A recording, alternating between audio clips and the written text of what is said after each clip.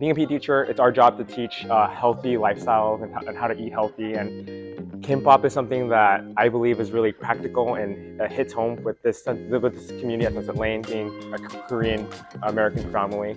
It teaches us like how to eat healthy, what's a healthy meal, it's balanced with vegetables and protein. It's one thing to just go through it through a PowerPoint, but being hands-on with it, it inspires students to like think like, oh, I have this choice, I have this power to make healthy choices, and I want to equip them for that future.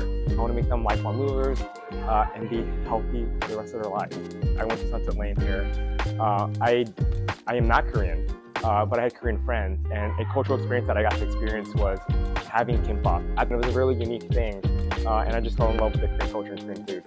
Here at Nutrition Services, we're always really passionate about educating students on food and developing their literacy on nutrition. It was so great to hear the students say how much they had fun. So how was the experience?